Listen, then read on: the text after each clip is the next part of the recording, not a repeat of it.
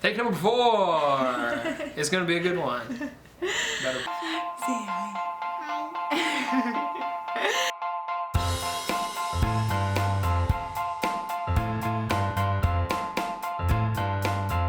Hi guys, and welcome back to my channel. If this is your first time here, my name is Jocelyn Prevost, and I'm so glad that you've decided to join me.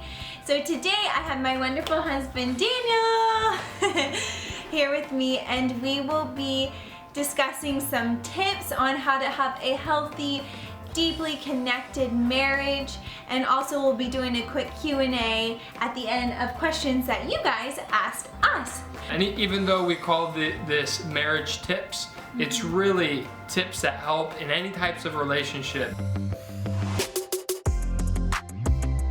One thing that I was really grateful for going into this marriage is having the mentality of it's all about what I can give and not what I can get. Jocelyn did an exceptional job with this. She had no idea really how to cook when we first got married, but she wanted to serve me, so she determined to learn how to cook so that she could make me meals every single day.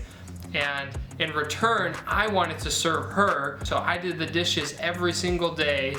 Just that heart of like, I'm here to serve you, and granted we do need to get our needs met, but when we come in with this heart of like, here I am to serve you, majority of the time you do get your needs met. So first, go into any relationship, what can I give, not what can I get. Yeah.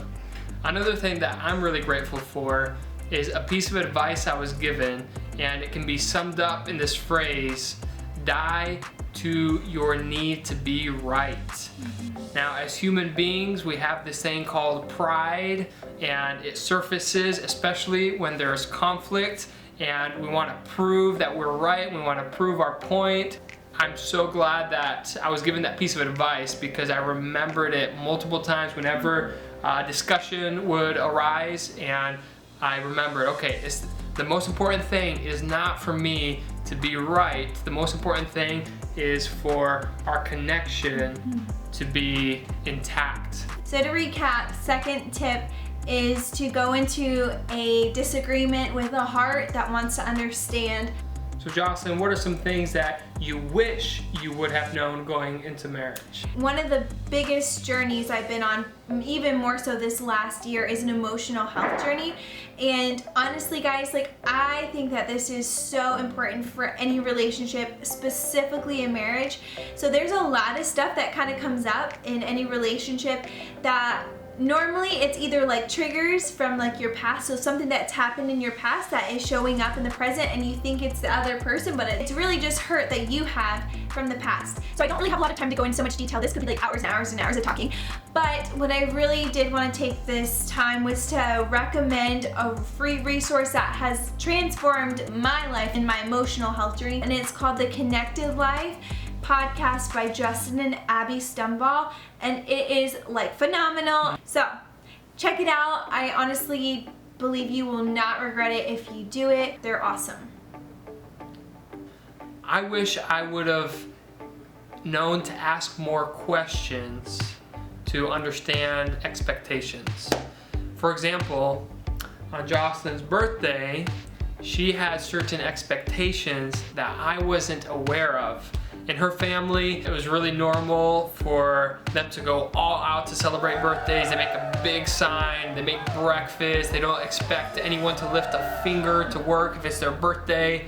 And that wasn't my experience, so I wasn't aware that she had that same expectation in our marriage.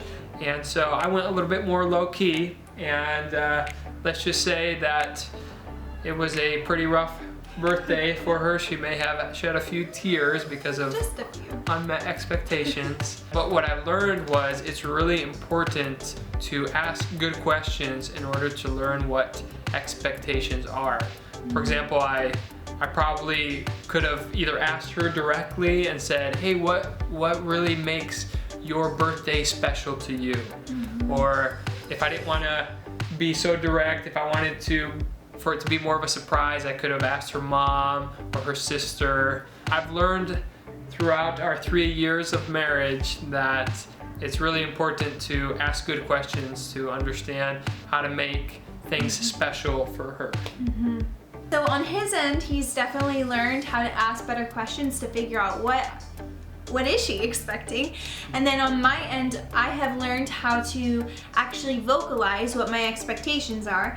And sometimes if, like I said, I won't realize it until an expectation isn't met, but when it's not met, then I say something. To summarize, make sure that you're communicating to learn what expectations the other person might have in the relationship. And if it's you who has expectations, make sure that you vocalize those so that there's an understanding. It's time for some Q&A.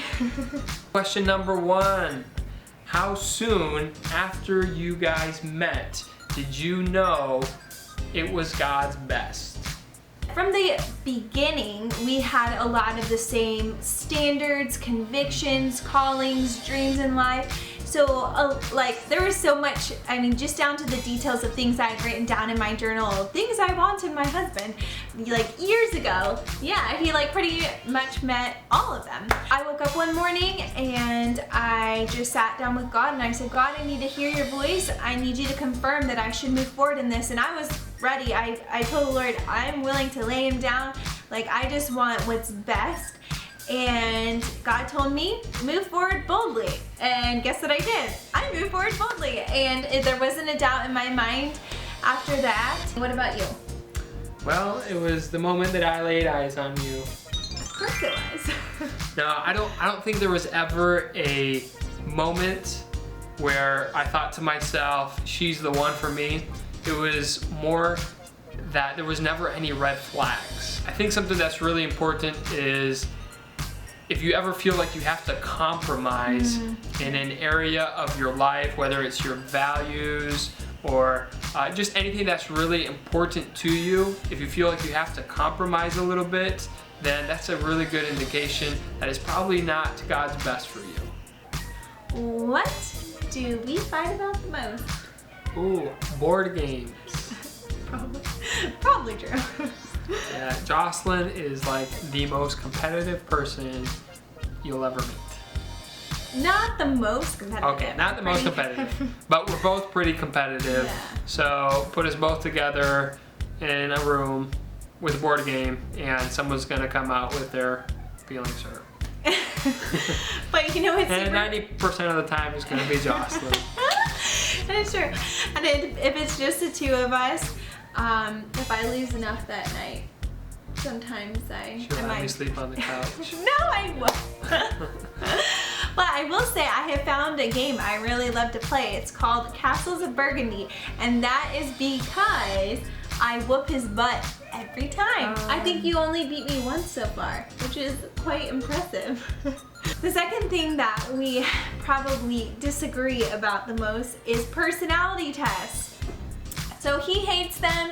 He thinks that personality tests put people in a box, and I think they're beautiful. I think that they really help you learn yourself, who you are, and how you can better communicate with others, and how you can relate to yourself. So let's get one thing straight. I don't hate them. You strongly dislike them. I've taken several of them, and you disagree with the results of them. No, just one. No, just one. no, with the other one as well. Yeah, with you have to take like Just one, 7 just of them. one. And you know what though, it's just a test. Yeah, A test cannot show everything. Yeah, that's my point. That's my point. A test can't show everything. So why box yourself in? Why But it's not a test. Especially a test that isn't accurate. I mean, you can't figure someone out by 10 questions. Right. Or 40. You can't figure out what Yeah. someone's personality is like. We're so complex as humans. Yeah, I know. So what's really important is that you actually read the full book instead of just take a test to figure out your personality type and how you can best function in your personality. See, this is where we disagree. Okay, so you just got to experience one of our little disagreements. So welcome. Welcome to the party. And I think eventually I'll convince you that I'm right. What are some things that you fight the most about with your significant other or spouse? We'd love to hear, so comment below. It'd be super fun to hear from you guys. Thank you so much for watching this video. We really hope that you've enjoyed it. So if you would give it a thumbs up, and if you have not yet, please subscribe, hit the subscribe button and turn the bell notification on so you will know when a new one is released. And we just hope that you guys have a wonderful day, night, whatever it is where you're at. See you later. Yeah.